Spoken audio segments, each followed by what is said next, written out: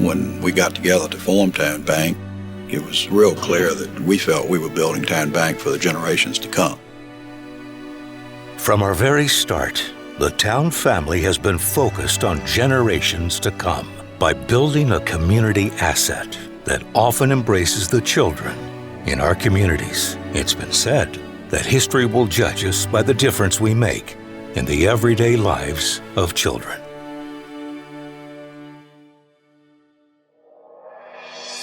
In general, people have no idea, no concept of the scope of the need. In Hampton Roads, we are talking housing stability and homelessness impacting tens of thousands of households right here in Hampton Roads. Town Bank really made a difference early on for us. The investment that Town has made for kids has been profound and has had a big transformational impact on us. What I always feel when I talk to Town is their real commitment to making an impact on the community, and that has made an extraordinary impact on 4Kids and our children.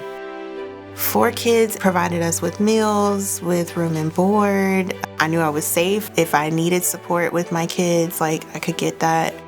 I love that they're doing the work that they're doing. It's just, I don't even really have words for it, honestly. Families are often the hidden homeless population. So when folks in the community think about the homeless, they tend to think about the single adult with a sign on the street corner. But for families, grandma might put them up for 2 or 3 days. Then they've got mom's friend. They may move into a hotel when they get welfare assistance at the beginning of the month, but it's never enough to sustain them. Homelessness is very isolating because kids make a set of friends, they shift schools, and they lose those friends, and they do it over and over and over again, and that's part of what causes the real traumatic impact of homelessness on children. One of my staff, she held up a drawing of a little black and white drawn simple house, and she told me the story that she had asked a couple kids to draw a picture of their biggest wish.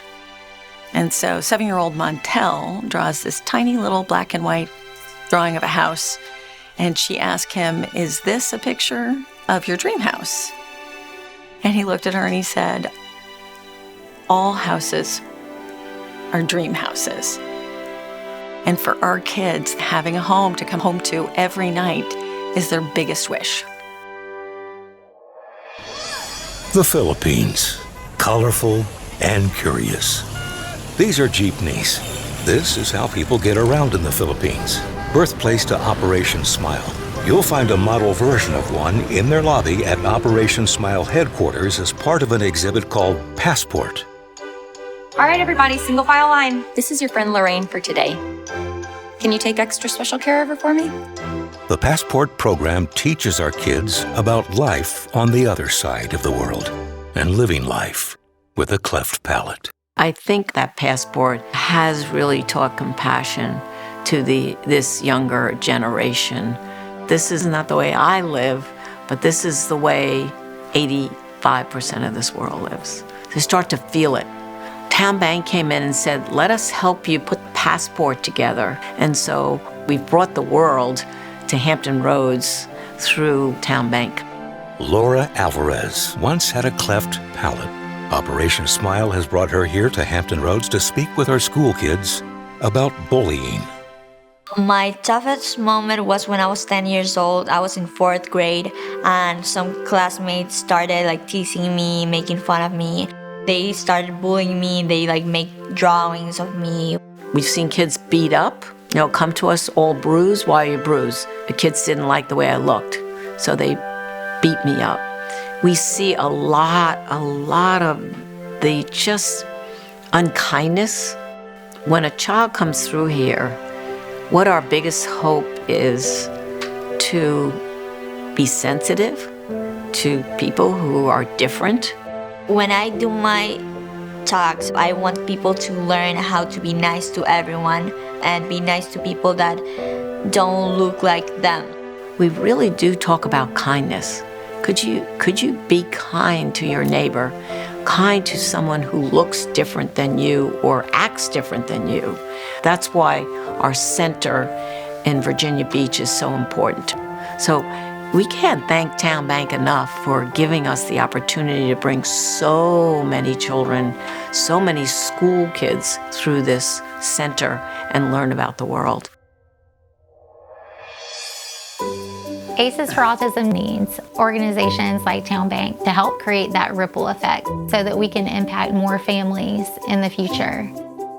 For years, Bobby Robinson traveled from Greenville, North Carolina to Winston-Salem to get help for her son, Samuel, diagnosed with autism. We realized in our own community there wasn't a way, there wasn't anyone to help Samuel. So we ended up in Winston-Salem, and when we walked in the doors, the relief of finally we're able to get him the help that he needs. To see within those first few weeks him improving, that first eye contact or the first words that he started to speak, and to hear that sweet little voice that you thought you'd never hear. And then to look back at the families in Greenville that didn't have access to that therapy, our hearts broke for them. Yeah, when families first get that diagnosis, emotionally, it can be very, very hard. You can be in a really dark place. We do not have any family members that have had autism. We had not experienced that at all. So we were really kind of lost as to what it meant, what to do. We've been on the waiting list, and when Kyle called us for the waiting list, we were at our last hope. With support from their church, Bobby and Kyle started ACEs for Autism 10 years ago. It gave us hope, and that's one thing I would say about ACEs for Autism. It is hope to so many families. Our new facility that is opening up in November wouldn't be possible if it wasn't for organizations like Town Bank. We'll be able to triple our capacity, triple our impact in the Greenville and the Eastern North Carolina community. Organizations like Town Bank truly allow us to live out our mission of hope. We're changing lives. ACEs for Autism is changing lives every single day. Hope is an often found theme when dealing with children. The new CHKD Mental Health Hospital embodies such a theme. It's a beacon of hope for the children of our community. Town Bank came forward and wanted to be part of this mental health initiative. They very early on recognized that what we were doing here at CHKD was going to change the face of care for children. This facility is going to offer programming that's not available anywhere else in this region. The need has been growing day by day. We know, sadly, that around 17% or so of high school students have contemplated suicide. We're seeing kids really struggle. COVID did add fuel to the fire, but there was absolutely a crisis prior to the pandemic, at least the past 10 years. Self-injury and self-harm and suicide attempts, we see it virtually every week in our own hospital here. When you see what these children are struggling with and suffering with, it's devastating. This mental health crisis affects all of us. I can think of a time when my daughter was in high school, and she got a call one evening. One of her dear friends had died by suicide. It was one of her very close friends, and he had taken his life. And I went with my daughter to her first funeral. There were 1,000 people at this funeral, and it was just so incredibly sad. That's why we're here, is to try to prevent tragedies like that from happening again. Helping organizations like CHKD reach the youngest, most vulnerable is at the heart of our mission. But clearly, there is more to do. Over our 24 years, we've tried to help those in need, the troubled, the less fortunate. As shareholders, you have always stood beside us in support of our mission of serving others and enriching lives. Without your investment and trust, we could not respond in such impactful ways to the never-ending needs of our communities. Thanks to you, our story has been, and always will be, one of kindness, caring, and hope. And for that, we sincerely say thank you.